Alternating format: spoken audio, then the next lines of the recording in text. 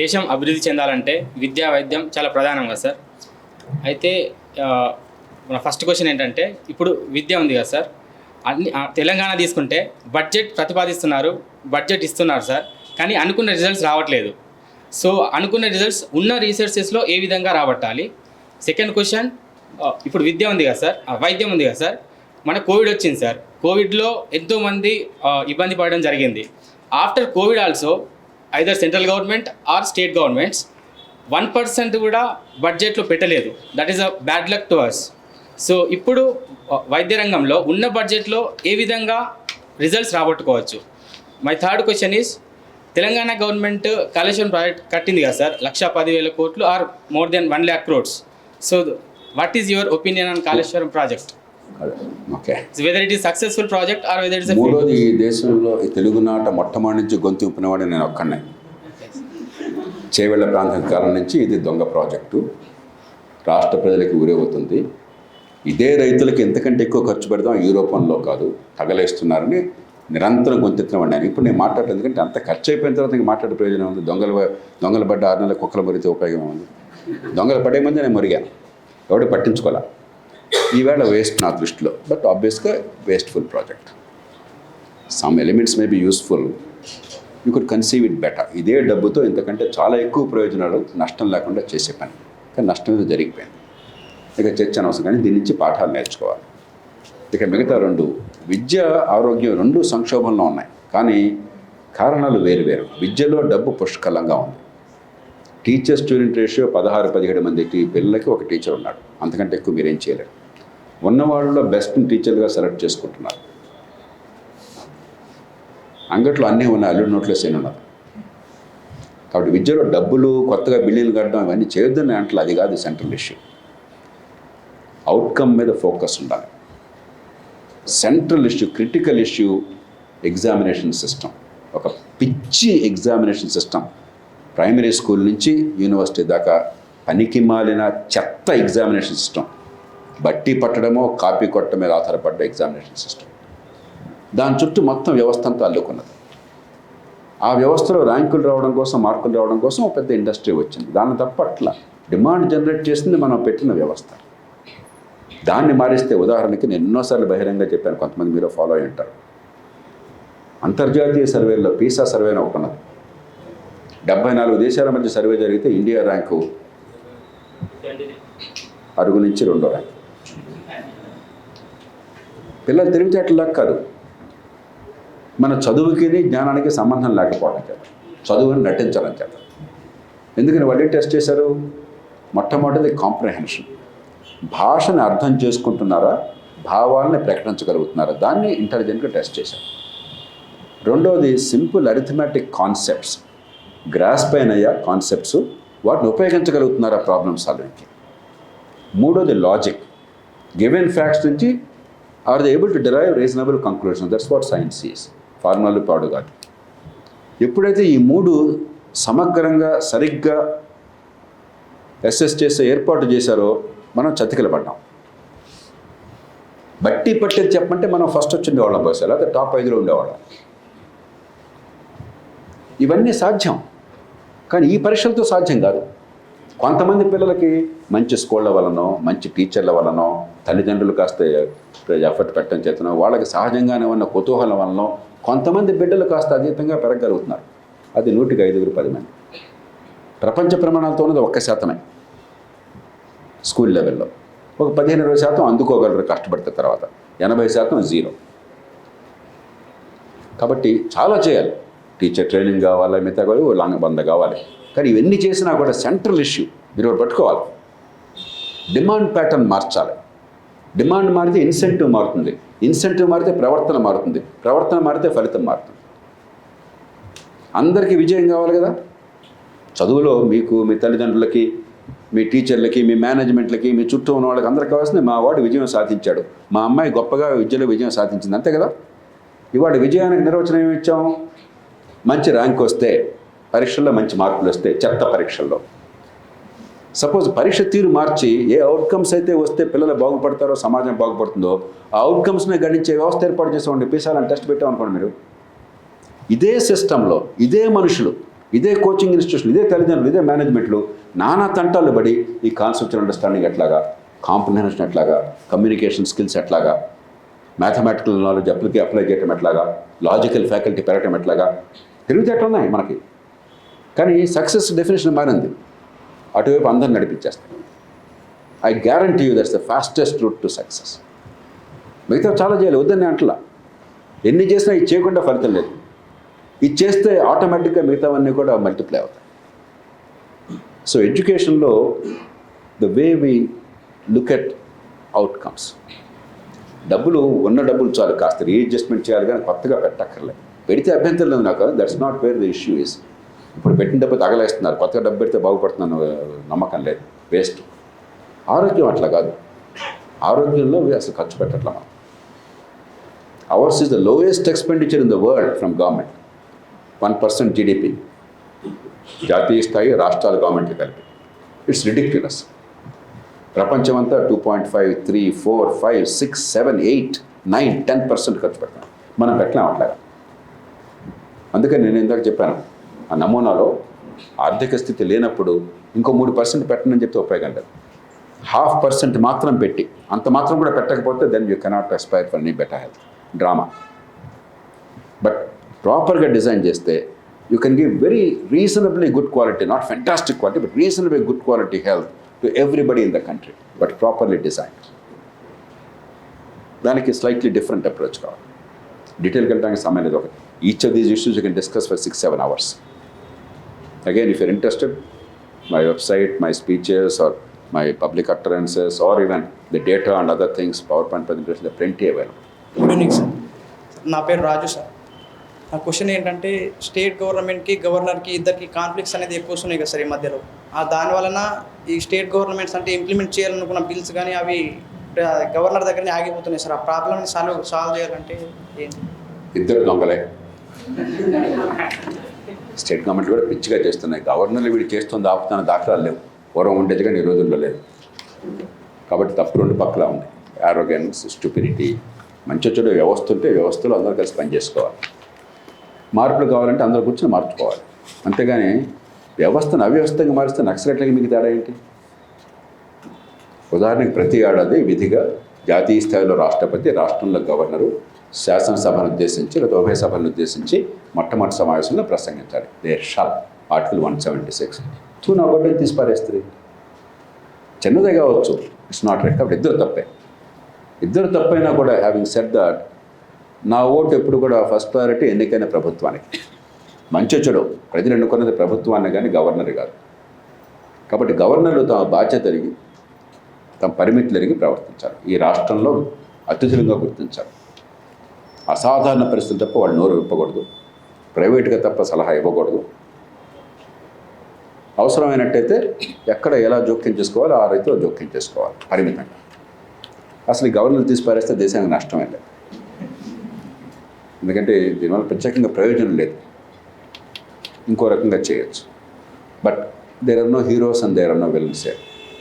A bunch of foolish fellows, a bunch of careless fellows. Ego gratification, partisanic purposes రెండు పక్కల కూడా మంచి చెల్లెదు. కానీ యాజ్ ఐ సెడ్, అందరూ మూర్ఖులైనా కూడా government is superior because they are elected by the people. అది ఢిల్లీలో కావచ్చు, రాష్ట్రంలో కావచ్చు. అది రెస్పెక్ట్ చేయకపోతే డెమోక్రసీ లేదు.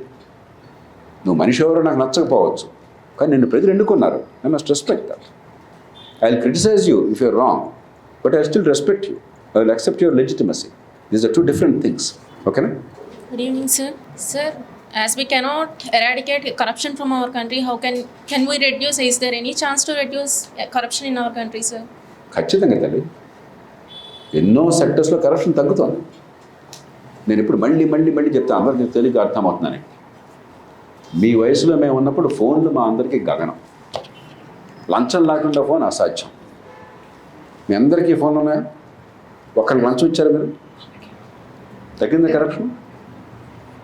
అంటే టెలిఫోన్లో సర్వీస్ ఇచ్చేవాళ్ళంతా కూడా దేవుళ్ళు అయిపోయారా? You change the way it is done. You alter the incentives, their behaviour changed. Passport ఇందాక అనుకున్నా, పూర్వం పాస్పోర్ట్ కావాలంటే తలప్రాణం తోక్కొచ్చేది. ఇప్పుడు మీరు పాస్పోర్ట్ ఎవరన్నా కోరితే there is a system in place, everybody practically gets it as per the system, without any corruption.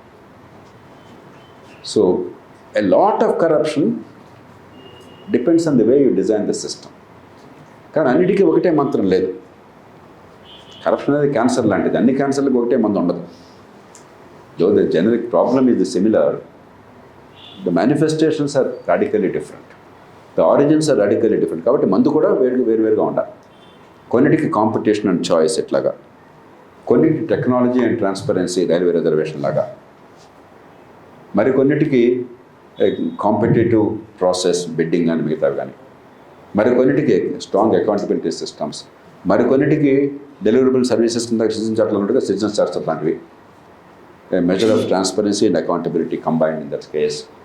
మరికొన్నిటికి punishment, particularly ఆస్తులు జప్తు చేస్తాం, ఆస్తులు పోతాయనే భయం కలిగించడం. So and ultimately decentralisation. Finally political reform. ఎలక్షన్లో మీరు 30 కోట్లు 50 కోట్లు ఖర్చు పెట్టి ఒక సీట్కి, మరి అవినీతి లేకుండా ఎట్లా ఉంటుంది? డబ్బు సంపాదించాలి కదా ఒకటి వేరే దేశంలో ఏదో రూపంలో, వెంటనే కాకపోయినా దాన్ని అడ్రస్ చేయకుండా ఇవన్నీ జరగవు. కాబట్టి ఇదే గ్రేటెడ్ థింగ్. బట్ ఒకదానికోసం ఇంకోటి ఆగక్కల. ఎలక్షన్ రిఫార్మ్ వచ్చేదాకా, రాజకీయం బాగుపడేదాకా అవినీతి పోదంటే దేశం ఏమవుతుంది? దాని సంగతి అదే. ఈ లోపల will do our best and we doing it. In some respects we are doing. అవినీతి చాలా రంగాల్లో తగ్గుతుంది, కానీ కొన్ని రంగాల్లో పెరుగుతుంది. ఎందుకని? డిమాండ్ ఎప్పుడు తగ్గకుండా ఉన్నప్పుడు, ఎలక్షన్లో ఖర్చులు వగేరా పెరుగుతున్నప్పుడు సిస్టమ్ నుంచి ఆ డబ్బులు తీసుకోవాలి. కాబట్టి ఇక్కడ ఆగిపోతే మరొక ద్వారం తెరుచుకుంటుంది. ఈ 2G స్పెక్ట్రమ్ వచ్చేదాకా అలాంటిది ఉందని నాకు కూడా తెలియదు. అక్కడ డెసిషన్ మేకర్స్కి అర్థమైంది, అరే బాగుంది, చాలా డబ్బులు బ్రహ్మాండంగా పట్టుకోవచ్చు అని చెప్పని పట్టుకున్నారు.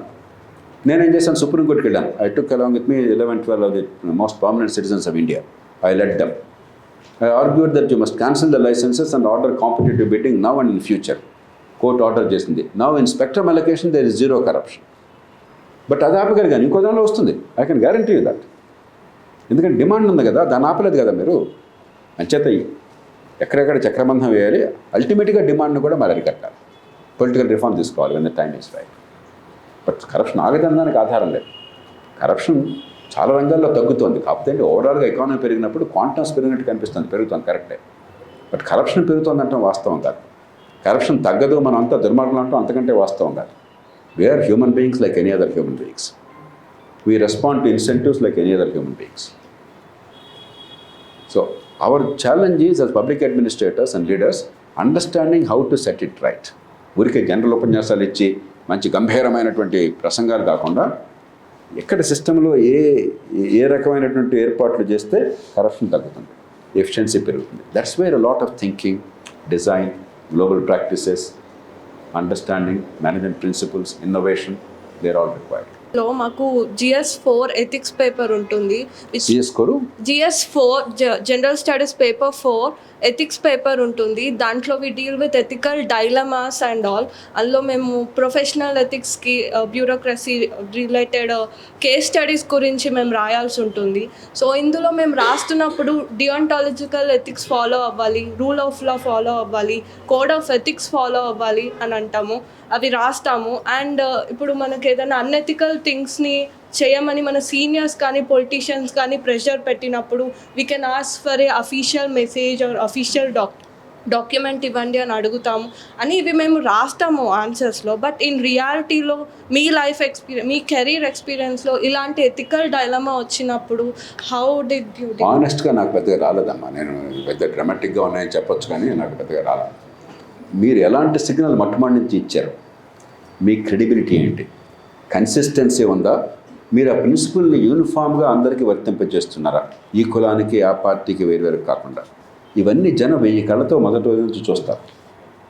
మీరు ఆ స్టాండర్డ్ని మొట్టమొదటి నుంచి సెట్ చేసినప్పుడు, నేను రైల్లో దిగి గెస్ట్ హౌస్లోకి వెళ్ళగానే మొట్టమొదటి కాఫీ కప్పు తీసుకోవడం దగ్గర నుంచి I made sure that those standards are met. No deviation. ప్రాణం పోయినా సరే, కన్న తల్లైనా ఆప్త బంధువైనా సరే, no deviation. Consistent, uniform, fair. At the same time అవతల బాధ్యత. ఉదాహరణకి మా తహసీల్దారులు మిగతా వాళ్ళందరికీ మంత్రి వస్తే వాడు ఎవడో ఒకటి ఇంతజాం చేయాలా, వాడు చూసుకుంటాడు. నేను ఆనెస్ట్, వాడు కరప్ట్. ఎట్లా? నేను క్లియర్ ఆర్డర్స్ ఇచ్చేవాడిని. అధికారులు ఎవరు వచ్చినా కూడా నాకంటే పెద్దవాళ్ళు వస్తే, నా సమ ఉద్యోగులు వస్తే నేను చూసుకుంటాను వాళ్ళ సంగతి. హాస్పిటాలిటీ నేను ప్రైవేట్గా చూసుకుంటాను. మా ఇంటికి వస్తారు, నేను వాళ్ళకి భోజనమో టీయో కాఫీ వేస్తాను. రాజకీయంలో ఉన్న వాళ్ళు ఇస్తే మీ ఓపిక ఉంటే దానికోసం నేను ఏర్పాటు చేస్తాను, టీ కాఫీ లాంటిది ఏర్పాటు చేయండి, మిగతాది ఏమీ మీరు ఇంతజాం చేయొద్దు. వాళ్ళు పెట్రోల్ కొట్టించమంటే బిల్లు ఇచ్చేయండి వాళ్ళకి, తర్వాత నేను చూసుకుంటాను, నాకు తెలియజేయండి. మీ జేబులోంచి పైసా పెట్టద్దు, నా కోసం మీరు రూపాయి ఖర్చు పెట్టద్దు, ప్రాణం పోయినా కూడా. సో మన స్టాండర్డ్స్ ఎన్ఫోర్స్ చేసాం. అలాగే మన కాండక్ట్, మనం విందు భోజనాలకి ఖరీదైన వాళ్ళ దగ్గరికి పోయి ఖరీదైన కానుకలు వాళ్ళ నుంచి స్వీకరించి మనం వీళ్ళని న్యాయంగా ఉండండి అని చెప్పండి ఏమవుతుంది? So you have to maintain, కర్కశమైన స్టాండర్డ్స్ కొన్ని మెయింటైన్ చేయాలి, కర్కశంగా మెయింటైన్ చేయాలి, కన్సిస్టెంట్గా మెయింటైన్ చేయాలి, యూనిఫామ్గా మెయింటైన్ చేయాలి, నిష్పాక్షంగా మెయింటైన్ చేయాలి. అదే సమయంలో డెలివర్ చేయగలగాలి. ఇవన్నీ చేసి ప్రజలకి ఏది అవసరమో, మీ విద్య ధర్మం ఏంటో దాన్ని నిర్వర్తించలేకపోయినా అనుకోండి, దానిలో సామర్థ్యము, దానిలో సంకల్పము, దానిలో చైతన్యము, ఇన్నోవేషన్ లోపించిన అనుకోండి, ఎందుకు తగలట్నాయి నిజాయితీ కూరగాయలు వండించుకోవడానికి? You are there to serve the people. అవి చేస్తే ఆటోమేటిక్గా ఒక సిగ్నల్ వెళ్ళిపోతుంది ప్రజలకి, మీ యంత్రాంగానికి, రాజకీయానికి. అది వచ్చాక వీడి తెక్క వేర్రా, వీడితో మనం ఏం చేయలేము, వాడు చేసేది చేస్తాడు, చేయకపోతే చేయడు అంతేను, సాధ్యమైతే చేస్తాడు, లేకపోతే ప్రాణం పోయినా చేయడు, అది అర్థమైపోతుంది. బై అండ్ లార్జ్ వాళ్ళు కూడా వదిలేస్తారు. Because they also want efficiency, they respect you, they also want efficiency in the system, they want delivery also. అంత సింపుల్ అని నేను అంటల్లా, but a lot of problems are overcome by your consistency and fairness and wisdom. At the same time don't be hostile. వాళ్ళ అవతల కూడా మనుషులే, have a cordial relationship. Never make it no stand ఆఫీస్గా ఉండి నేను చాలా గొప్పవాడిని, నువ్వు తక్కువ, అలాంటి భావన పెట్టుకోబోక. Behave like a human being. ఒకేషనల్గా వస్తాయి. మీరు 90 ఇష్యూస్లో వాడు నిజాయితీగా ప్రజల సమస్యలు తెచ్చినప్పుడు జెన్యూన్గా సాల్వ్ చేసే ప్రయత్నం మీరు చేశారనుకోండి, కష్టపడి కొన్ని సందర్భాలు అవుట్ తగ్గిపోయి, ఒక 2 కేసుల్లో వాడు చెప్పింది అధర్మం అయితే ఇది తప్పండి, చేయడం సాధ్యంగా అది కారణంగా అంటే వాడు అంగీకరిస్తాడు, అర్థం చేసుకుంటాడు. వాడు చెప్పిన 90 నిజంగా ప్రజలకు సమస్యలు ఉంటే మీరు పట్టించుకోలేదు అనుకోండి, ఈ 2కి ధర్మం గురించి చెప్పారనుకోండి, వాడికి చిర్రెత్తుకు వస్తుంది. మీకైనా వస్తున్నారు కదా, డెలివరీ చేయకుండా ఆపే హక్కు నీకు ఎక్కడ? ప్రజలను నేసేరా అయిపోయావు, నువ్వు ఎందుకు ఇంకొంత అక్కడ తగలెట్టను? చాలామంది అధికారులు నేను అది ఆపాను, ఇది నో అన్నాను, ఎస్ ఏదన్నాడో ఏది చేశాడో చెప్పడాడు. ఎందుకంటే చేయాలి అలాంటిదేమి. Your first principle is to serve, to deliver, to find a solution. అది చేస్తే చాలా సందర్భాల్లో ఫ్రిక్షన్ ఉన్నా కూడా కాన్ఫ్లిక్ట్ దాకా వెళ్ళదు, ఎందుకంటే దే రెస్పెక్ట్ యూ. సాధ్యమైన పని నేను చేశాడండి, ఇది ఎందుకు అసాధ్యం కూడా చెప్తున్నాడు, ఆయన పని చెప్పిన ధర్మే కదా, మన అవసరం మనకు ఉండొచ్చు, కానీ న్యాయంగానే ఉంది కదా అనుకుంటాడు. అన్ని చోట్ల కూడా మనకి కాన్ఫ్లిక్ట్ లేకుండా ఉంటుంది అట్లా, కానీ కాన్ఫ్లిక్ట్ చాలా తగ్గుతుంది. కాన్ఫ్లిక్ట్ వచ్చినా కూడా మీది పై చేయ అవకాశం ఉంటుంది, ప్రజల మద్దతు మీకు లభిస్తుంది. కొన్ని సందర్భాల్లో there may be hierarchy of principles. ఉమ్మడి ప్రజాక్షేమం కొన్ని సందర్భాల్లో మామూలు నీతి నిజాయితీల కంటే పెద్దది కావచ్చు. అక్కడ మనం హైరార్కీ ప్రిన్సిపల్లో గ్రేటర్ ప్రిన్సిపల్ ఏదో అర్థం చేసుకోవాలి. ఒక చిన్న ఉదాహరణ నేను ఎప్పుడు చెప్తుంటాను. ఒక ఋషి ఉన్నాడు, వాడు మహా తపస్సంపన్నుడు, వాడు అబద్ధం ఆడకూడదని ఒట్టి పెట్టుకున్నాడు జీవితంలో. వాడు తపస్సు చేస్తుంటే ఒకరోజు అడవిలోకి ఒక యువ మహిళ పరిగెట్టుకుంటూ వచ్చింది, పాపం చింపిరి జుత్తుతో, భయంతో, ఆందోళనతో. ఆ ముని దగ్గరికి వచ్చి, స్వామి 5 దొండగులు వెంబడిస్తున్నారు నాకు అత్యాచారం చేయడం కోసం అని చెప్పని, నన్ను ఎట్టుకోవాలో చెప్పి నన్ను కాపాడు అని చెప్పింది. అమ్మ ఆ దారిని పో అని చెప్పాడు. 5 నిమిషాల తర్వాత దొండగులు వచ్చారు. స్వామి మీరు ఎప్పుడు అబద్ధం ఆడరు, నిజమే చెప్తారు, ఒక అమ్మాయి వచ్చింది ఇటు పక్కన, ఏ దారిని వెళ్ళిందని అడిగారు. వాడి ధర్మం ఏంటి? సత్యవ్రతాన్ని పాటించడమా, అమ్మాయిని కాపాడడమా? కాబట్టి there is a hierarchy of principles some times. ఆ డైలమా వస్తుంది. అక్కడ what is a hierarchy? There are cases where for a higher purpose you may have to compromise a smaller thing, but you must make an honest and transparent determination. అట్లాంటిది 1-2 సార్లు జరిగింది నాకు. ముఖ్యమంత్రి స్థాయిలోనే ఈ ఒక్క మాట నేను చాలా కాలం నేను గట్టిగా పట్టుబట్టాను, ప్రాణం పోయినా వెళ్ళాం. ఒక కీలకమైన సందర్భంలో రాష్ట్రంలో ఆ రంగంలో ప్రజల భవిష్యత్తు కీలకమైనది వచ్చింది. అక్కడ పెట్టేసుకున్నాడు ఆయన నన్ను. జయప్రకాష్ నువ్వు చేస్తే నేను చేస్తాను. అన్యాయం అండి ఇది, నేను ప్రజల సంక్షేమం కోసం పోరాడుతున్నాను, ఇది మీ బాధ్యత ముఖ్యమంత్రిగాను, మీరు నన్ను పట్టుకుని బ్లాక్మెయిల్ చేస్తున్నారు అంటే నువ్వు ఇంకా ఏం చెప్పినా వినవయ్యా, నాకు ఇది కాకపోతే నాకు రాజకీయంగా నష్టం, అందుకని నీ ఒత్తిడి తప్ప ఇంకా లాభం లేదంటే నేను కాంప్రమైజ్ అవ్వాల్సి వచ్చింది ఆ కేసులో. there's a much higher purpose. Because if I fought on that, నా ప్రతిష్ట నిలబడవచ్చు, కానీ సంస్థ నాశనం అయిపోతుంది. అలాంటివి కొన్ని రేరుగా రావచ్చు. అది ధర్మం అధర్మం చరిత్ర తెలుస్తుంది. But those are rare. మన ఈ కాన్ఫ్లిక్ట్లు సాధారణంగా వచ్చేది ఈ హయ్యర్ మోరల్ ప్రిన్సిపల్ సందర్భంలో వచ్చి కొన్ని సందర్భాల్లో ఉండొచ్చు. ఇంత తప్ప కొన్ని ఇబ్బందులు ఉంటాయి. దానికి మూల్యం చెల్లించడానికి సిద్ధపడాలి. బట్ ట్రాన్స్ఫర్ చేస్తే సంతోషంగా వెళ్ళిపో, బాధ కలుగుతుంది మీకు. But that's part of the deal. ఈ వ్యవస్థ మొత్తం నేను మార్చలేను, నాకు అధికారం ప్రజలు ఇవ్వలేదు, నా వరకు నేను దాని ప్రమాణాలను కాపాడగలను. అంతే కదా మన చేతుల్లో ఉంది. నన్ను నా ఉద్యోగులు ఎప్పుడు అడిగేవారు, ఒక సంస్థలో నేను దాని సంస్థ కోసం ప్రాణం పెడుతుంటే, నేను ధర్మంగా సంస్థ కోసం, ప్రజల కోసం, రైతుల కోసం పోరాడుతుంటే, సార్ మా పొట్ట కొడుతున్నారు సార్, మీరు ఎలాగో ఈ సంస్థ బతకదు సార్, ఎందుకు సార్ ఇది మా పొట్ట కొడుతున్నారంటే, ఈ సంస్థ బతుకుతుంది నా చేతుల్లో లేదా, నేను ఉన్నంతకాలం బతికించే బాధ్యత నాది, ప్రజల ప్రయోజనాలు కాపాడే బాధ్యత నాది. ఆ తర్వాత నాశనం అవుతుంది కాబట్టి నేను నాశనం చేసిపోవడం నా బాధ్యత కాదు. మీకు తెలుసు, నాకు తెలుసు, కరెక్టే సార్, ఏం చేస్తాం, మీరు మా మాట వినరు సార్, మరి మీరు చెప్పేది నిజమే సార్ అని చెప్పి ఊరుకునేవాళ్ళు. ఇప్పటికి కూడా నా దగ్గర 10 సంవత్సరం వస్తారు వాళ్ళు, ముసలాళ్ళు అయిపోయారు. వాళ్ళతో నేను ఫైట్ చేసినా, నెగ్గినా వాళ్ళకి నా మీద కోపం లేదు, వాళ్ళకి బాధ ఉండొచ్చు. నేను గట్టిగా పట్టుకుని నాకు మా పట్టు కొట్టాడని చెప్పి, నేను పెన్షన్ లాగా, నాకు ఉద్యోగాల మీద కోపం లేదు, ప్రజల మీద ప్రేమ ఉంది. అక్కడ ఎవడు పొట్ట కొట్టాలన్నా కాదు, సమాజాన్ని కాపాడాలి. అది అర్థం చేసుకున్నవాడు మీకు బాధ కలిగినా కూడా గౌరవిస్తాడు. ఇప్పటికి కూడా వాళ్ళంతా నాతో పోరాడిన వాళ్ళు, నా మీద స్ట్రైక్ చేసిన వాళ్ళు ఇప్పటికి ప్రతి సంవత్సరం నా దగ్గరికి వస్తారు. కాబట్టి మీకు ఆ క్లారిటీ ఉండాలి, ట్రాన్స్పరెన్సీ ఉండాలి, ఫెయిర్నెస్ ఉండాలి. And you must deliver above everything else. Have you delivered? Have you utilise the opportunities to the full to make a difference to people's lives? అది చేయకుండా మాట్లాడే అర్హత మన ఎవరికి లేదు. Your first principle is deliver, serve, make lives better. It's not easy. ఇవన్నీ చేసినా కూడా అదృష్టం కూడా కలిసి రావాలి. కొన్ని సందర్భాల్లో నేను ఆడోపేట తెలుసుకుని నిలబడ్డాను. సందర్భం మారితే బహుశా నన్ను సంకటన మాదిరి పట్టించుండేవాడు. I was prepared for that. It's not pleasant, it's not easy, it takes an emotional toll, it's unpleasant, but తప్పదు. ధర్మం కోసం నిలబడితే కొన్ని సందర్భాల్లో మూల్యం చెల్లించాలి. ఏమవుతుంది, కొంపని పోయిందా, చనిపెట్టలేదు ఎవరన్నా, జీతం ఆగిపోవట్లేదు కదా. సో దీనివల్ల దేశం మారుతుందని కాదు, but we have a duty. What ever be your position, as a citizen, as a public servant, as a politician, you may not be able to change the system, but you have a duty to uphold the system to the best extent you can. అది చేయకుండా ఉపన్యాసాలు ఆడటం, రాజీ పడిపోయేసి వంకలు పెట్టడం చాలా సామాన్యం అయిపోయింది. అందరూ చేస్తున్నారు కాబట్టి వాళ్ళు చేస్తున్నారు, it's okay. But I don't think that's what you should Aspire for.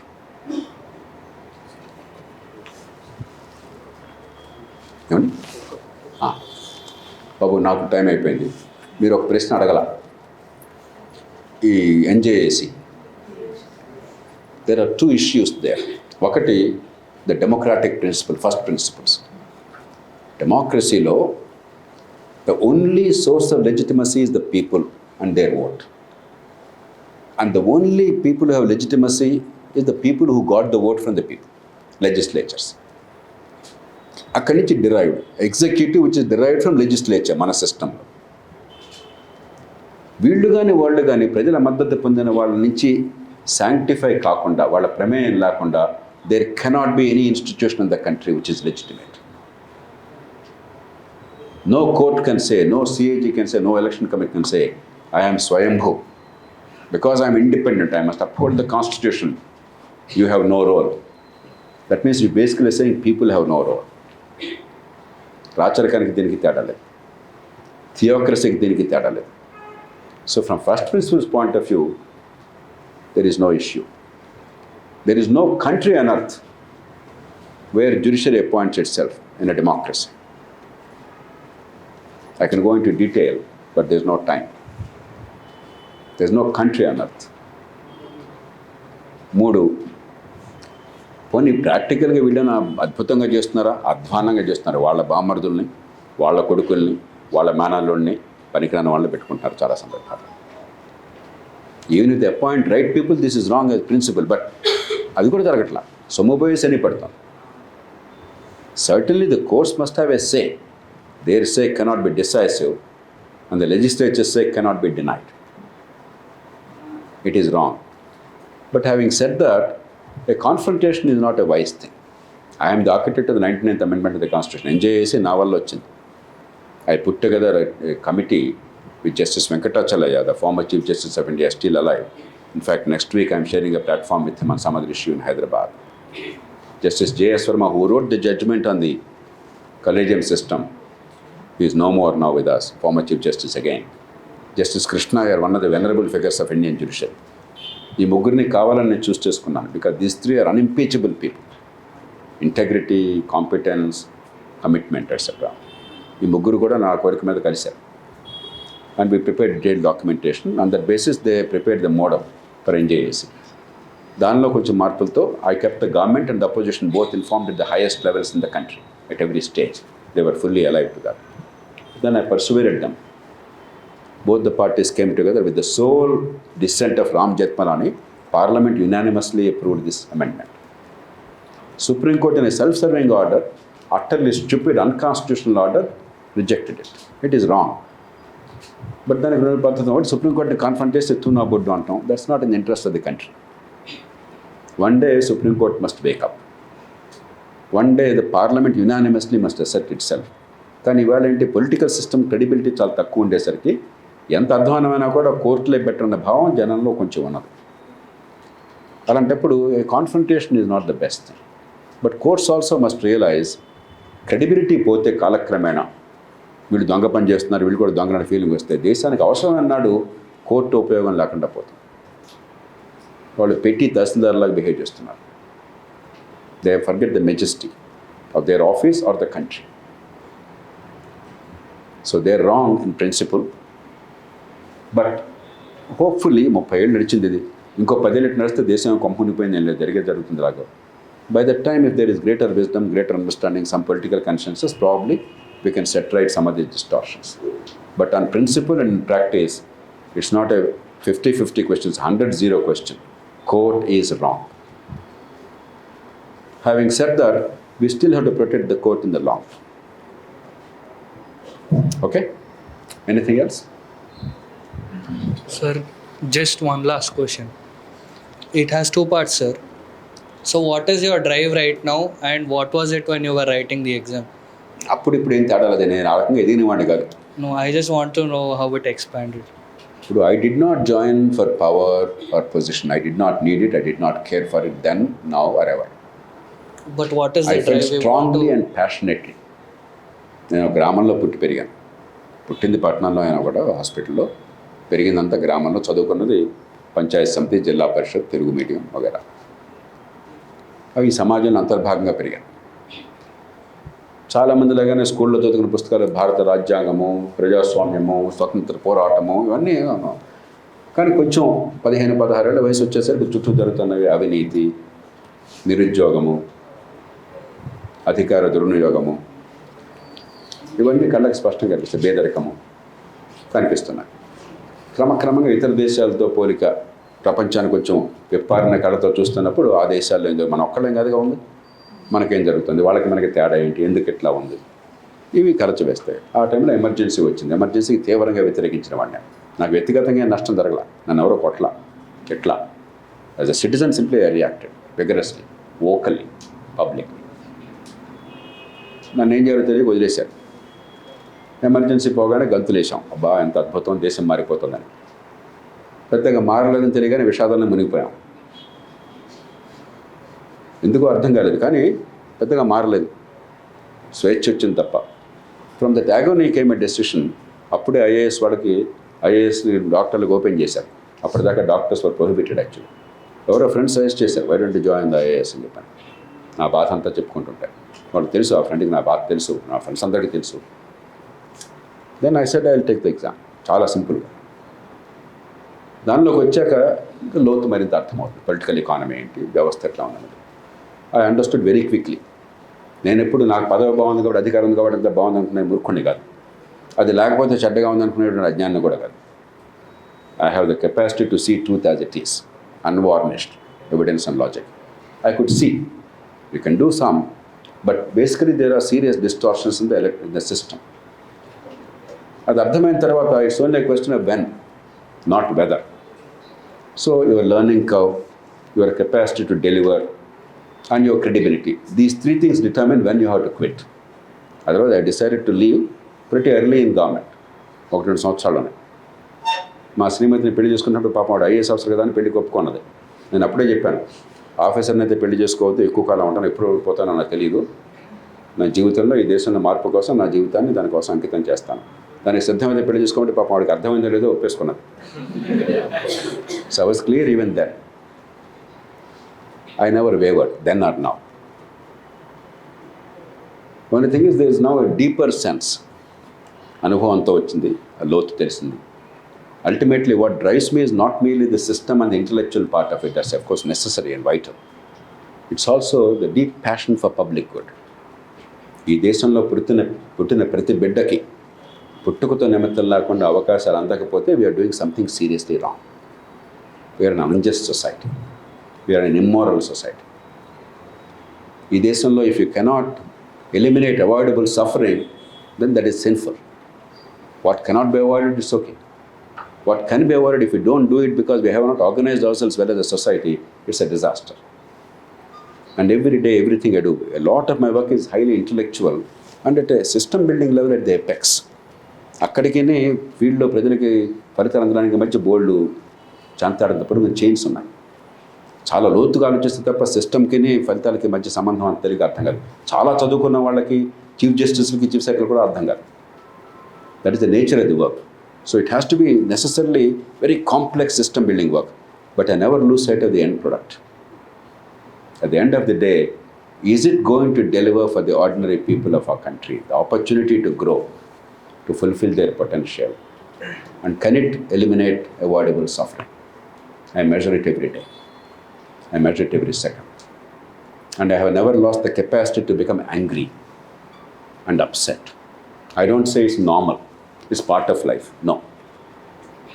Happily, I still am shocked and surprised, but I learned to channelize it constructively.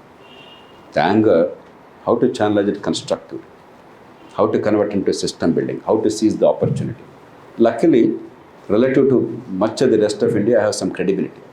So with that credibility, I can open a few more doors than others across the aisle, all parties. Therefore, and with some tactical skills, strategic strengths, and with knowledge and credibility, you can make a few more things happen. But what happened, a lot happened through me, but what happened is nothing compared to what needs to happen. I'm also mindful of that. So a lot of my work now is not only making some things happen, but also preparing a very bright group of next generation young people all over the country, and give them the strategic strengths, the capacity to think, to understand, and to become effective leaders in the future transformation of India. It's not easy. It's a very complex process. It has to be done. నేను 5-6 ఏళ్ళు అయిపోతుందని నమ్మాను. Science and technology people చాలా ఆప్టమిస్టిక్గా ఉంటారు. But rationality is an important element, but it's not enough. Human beings are not very rational in the short term. So it takes longer than we hope, but we have to live with that. So I am a great optimist. I never yield, I never give up. But I am also a realist. I understand exactly what's happening. I don't have any blinkers.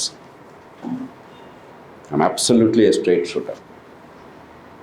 I see it honestly with unvarnished eyes. I analyze it logically, and I explain what is the basis of the logic I'm analyzing it. So there's no obfuscation, there is no confusion, there is no subjectivity. And I propose viable, practical, affordable, systematic, logical solutions. And I understand the power of the contest. Therefore, whenever the time comes, I'm ready within hours. Whatever be the complex crisis in the country, if the country is ready, I'm ready within hours to come up with the solutions. Because so much of thinking, writing, planning, strategizing, worrying has already happened. I put probably work equal to 100 or 150 years. Even in 30-40 years, the intensity of work is such that I packed 5 lifetimes in that. That's why middle of the night you wake me up on any complex issue. I don't think I need to wait too much. There is a lot of effort and passion that has gone into it. But this can be transferred to others. It's not something impossible. So, how to spread knowledge, how to prepare people, how to give them strategic strengths, how to give them a sense of purpose.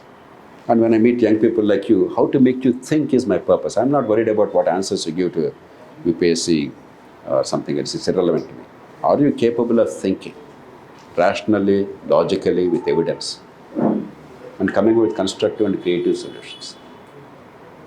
That is the important thing. మన విద్య అట్లా కాదు, ఇట్లా చెప్పుది answer ఇచ్చేసా ఈ బట్టి పట్టు. That's the most useless thing. Even if you get selected, you're not going to be an asset to the country. You're going to be a liability. So I want you to think. There's a purpose. ఈ board ఉద్యోగం పాటు ఎక్కడైనా సంపాదించుకోవచ్చు కష్టపడి. But there's a purpose. If that purpose is not fulfilled, you get into the groove and enjoy the privileges without a purpose. It's a sad life. I'm sure, I'm very confident this country will do better.